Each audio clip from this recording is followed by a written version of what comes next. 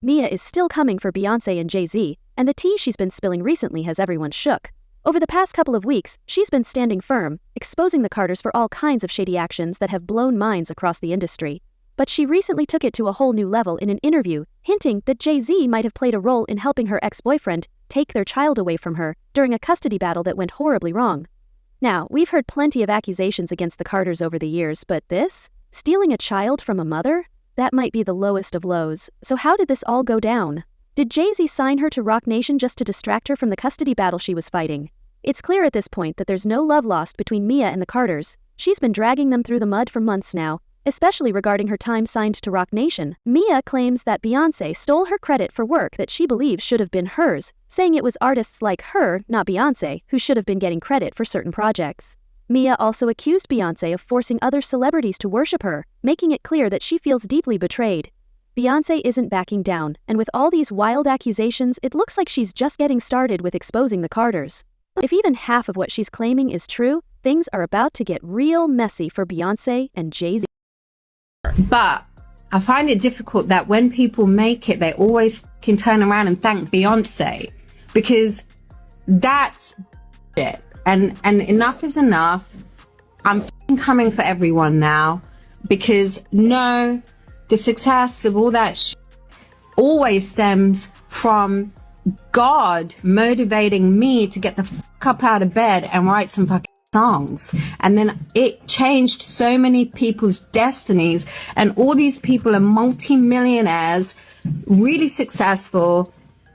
Even, you know, Azealia Banks could be talking about how I need to bleach my skin to be accepted in the music world, and that's why no one's supporting me, is because I'm dark skinned. Can f off, because even her music career started with Diplo, who I put on the map. So f all of them, f all these bitches, and even Adele, it's like out for this, because she's retired now, but her career would not exist if I hadn't made Jonathan Dickens into a manager who is her manager.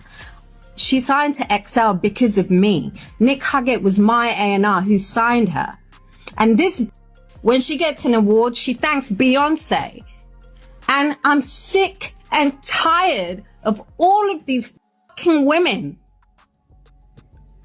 who don't want to give respect to me because I'm a brown woman. After signing with Roc Nation, she revealed in a rant that Jay Z pressured her to undergo extreme plastic surgery. Despite the pressure, she remained confident in herself and refused the request. Her story highlighted how, even after joining a major label, she still faced challenges in maintaining control over her own body and image. To turn him down. Even when I met Jay Z and I signed to Roc Nation, the first thing he told me to do is get plastic surgery. I'm not insecure, because I would have got plastic surgery. So their argument of Maya's insecure, that's why she needs to massage her ego, fails, because you turn around and ask those is, what women do you know who hasn't had plastic surgery around you? All of them have. I'm the only one who didn't, which already proves the fact it's not insecurity. Because if I was insecure, I would have done that 100 times over. Even when I met Jay Z and I signed to Roc Nation, the first thing he told me to do is get plastic surgery, and I didn't. Because it's okay. Guess what? I'm 50. And I'm totally fine with the fact I am, because, yeah, I took off when I was 30. Because it took 10 more years than any other. Because I was the first, and I was the new, and I was like making something interesting happen that wasn't happening before. That's very nasty, but not as nasty. Mia's latest claims are shocking, alleging that Jay Z helped her ex manipulate her into losing custody of their child.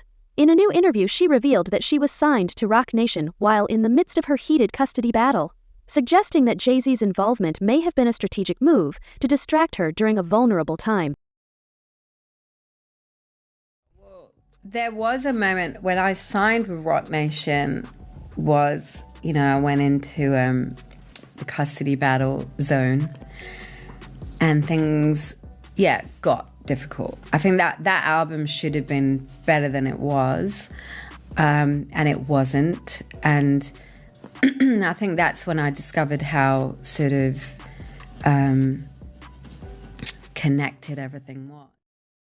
At first glance, Mia's story might seem innocent, but fans are beginning to think there's more to it than meets the eye. Mia's ex, Benjamin Bronfman, is part of the powerful Bronfman family, and if you know anything about them, you know they have a lot of influence and connections. So it raises a lot of questions. Why would Roc Nation sign Mia when she was in the middle of a messy custody battle with someone from one of the most influential families in the country? For those who don't know, labels typically shy away from signing artists with major personal drama, especially if it could blow up into a scandal. We've all seen how quickly a messy situation can derail an artist's career, so it's strange that Roc Nation would take such a big risk by signing Mia at a time when her legal troubles were at their peak. But things get even more complicated when you factor in the relationship between Jay Z and Mia's ex. But according to Mia, Jay Z and Benjamin Bronfman are friends, which adds a whole new layer of suspicion. If true, this means Jay Z signed his friend's ex, who was going through a high-profile custody battle with him. The timing feels more like a setup than a genuine business decision. Mia's claims only make the situation seem even sketchier. She revealed in a rant last year that after she lost the custody battle, Jay Z allegedly dropped her from Roc Nation. In the post, she said, "My first custody battle was in 2013. My child was 4. I was managed by Jay Z, who was ultimately paid by Bronfman.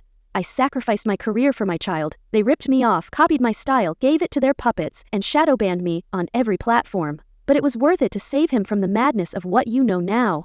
If that's not enough, Mia went on to claim that after her custody battle ended, Jay Z completely distanced himself from her.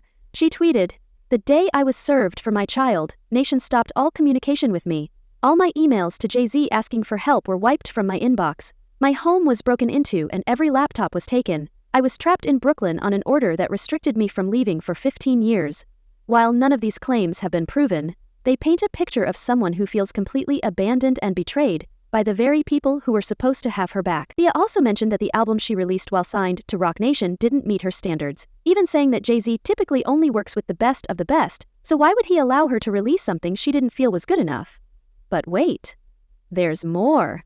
Mia made even more shocking claims on social media, stating that Beyonce and Solange were allegedly friends with her son's caretaker, who she says vaccinated him without her permission. She wrote, "Aurora James vaccinated my child without my permission. They manipulated my child by lying to a 12-year-old pretending to be his mom. If it's not your own child, you don't care how you can psychologically damage a child for mental gain."